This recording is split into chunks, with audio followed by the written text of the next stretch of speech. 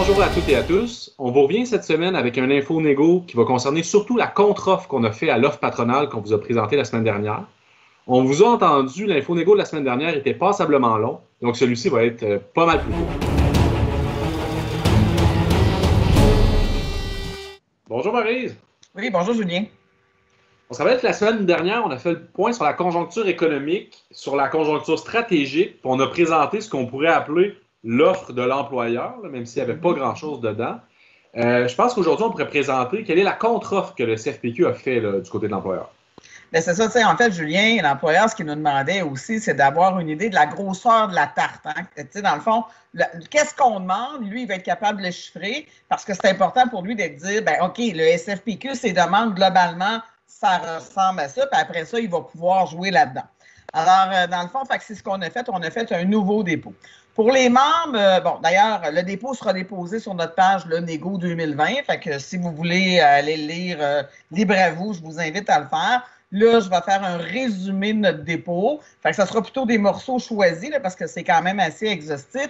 Mais je voudrais quand même rassurer les membres. S'il y a des membres qui pensent qu'on a chopé nos premières demandes, qu'on est en train de vendre notre âme au diable, je les rassure.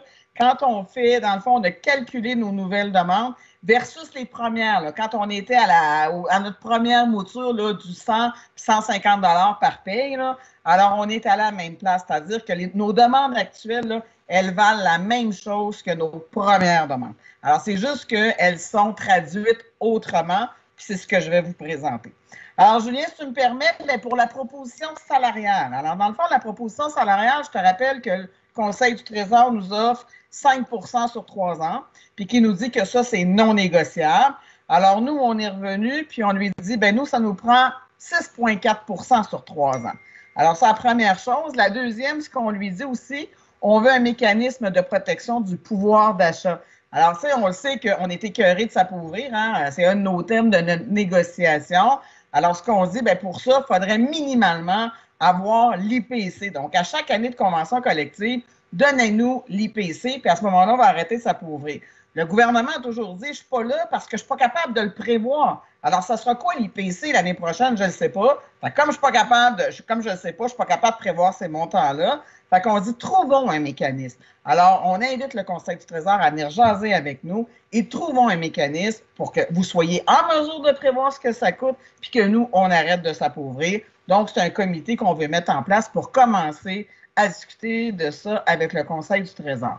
Par ailleurs aussi, ce qu'on dit en titre de mesure de rétention et de reconnaissance, on veut ajouter un statut senior pour contribution organisationnelle accrue pour nos membres. Ça touche autant les ouvriers que les fonctionnaires.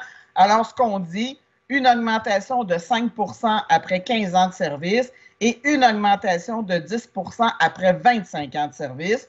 Évidemment, on se dit que ça prendra une évaluation de l'employé par son gestionnaire, donc une évaluation positive, et on veut que ça soit intégré au taux de traitement. Alors, pour les fonctionnaires aussi, ce qu'on demande, à titre toujours de mesure d'attraction et de rétention, on veut accélérer le rythme d'avancement d'échelon. Alors, ce qu'on dit, c'est que si, par exemple, j'ai un corps d'emploi que ça prend 12 échelons au nominal, les 6 premiers échelons, je les aurai à 6 mois. Donc, présentement, j'ai un échelon par année. Ce qu'on dit pour les 6 premiers échelons, je pourrais accumuler 2 par année, donc aux 6 mois. Et les 50 % qui resteront, bien, à ce moment-là, ça sera un échelon par année.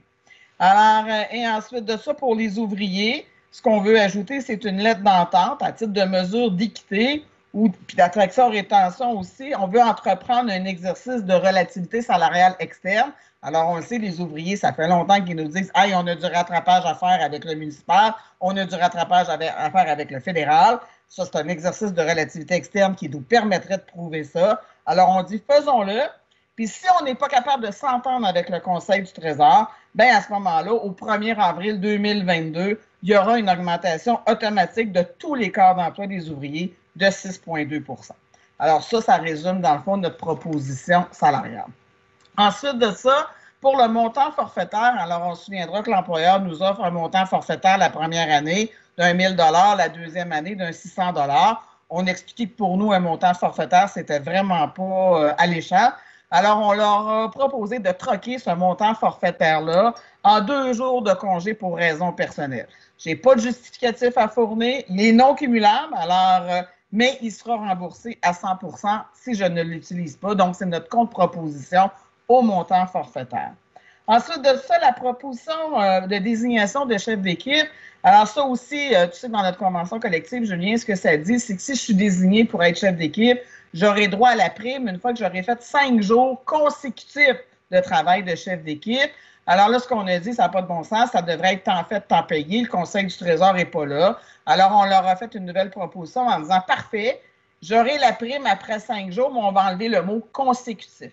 Alors, quand j'aurai fait 5 jours à l'intérieur d'une période de 6 mois, bien, à ce moment-là, j'aurai le droit à la prime. Alors, c'est notre contre-proposition. Ensuite de ça, bien, on fait une proposition de congé différé pour les aidants naturels. Alors, ce qu'on dit, c'est si jamais, par exemple, je suis demandée pour être aidante naturelle auprès de mes parents, puis avec la pandémie, on l'est tous devenus un peu malgré nous. Alors, on dit que j'aurais le droit de prendre un congé rémunéré entre 1 et 8 semaines avec un remboursement après ça sur une période de 6 à 12 mois. Donc, pour l'employeur, ça ne coûte rien, mais moi, ça me permet de m'organiser. Alors, je prends un congé, 1 à 8 semaines, je m'organise sur, par exemple, les ressources pour ma mère, etc., puis je pourrai rembourser après ça ce congé-là. Donc, on pense que pour l'employeur, il n'y a pas, c'est pas très coûteux comme mesure. Ensuite de ça, ben, l'employeur nous est revenu la dernière fois, je t'en avais parlé avec une opération 44-48, là, mais pour lui, il nous disait que c'était quasiment une condition d'avoir une entente de principe. Alors, nous, ce qu'on lui dit, c'est qu'une opération 44-48, bien sûr, ça nous plaît, mais il y a une chose, par exemple, il va falloir régler une fois pour toutes les corps d'emploi qui ne sont jamais visés par ce genre d'opération-là. Alors, on sait qu'il y a des corps d'emploi dans la fonction publique qui n'ont pas besoin de se qualifier pour avoir un job. Entre autres, je pense aux huissiers audienciers, je pense aux cuisiniers dans les prisons. Mais parce qu'ils n'ont pas besoin de se qualifier, à chaque fois qu'on fait ce genre d'opération-là, bien, ils sont toujours exclus, mais ça fait des années, là, des 10 ans, 15 ans que ces gens-là sont à l'emploi du gouvernement. Alors là, on dit il faut trouver une solution pour ces gens-là. Ensuite de ça, j'arrive sur la proposition d'un régime de retraite. Alors, bon, ça, vous vous souvenez, nous autres, on a dit touchez pas au REGA. Pour nous, il est en santé, touchez pas à ça. Si jamais vous voulez y toucher, puis là, c'est pas parce que je veux, mais si jamais il y a un comité, il faut que le SFPQ soit sur ce comité-là pour aller expliquer, dans le fond, c'est quoi la réalité des membres SFPQ. Ceci dit aussi, le gouvernement nous a dit, avec la retraite, il voulait faire de la coordination avec les indemnités de la Régie, les prestations, pardon, de la Régie des rentes du Québec. Bien, nous, ce qu'on dit, c'est si, puis là, c'est vraiment pas c'est pas au comité intersectoriel, intersyndical qu'on veut jaser de ça, c'est vraiment à notre table.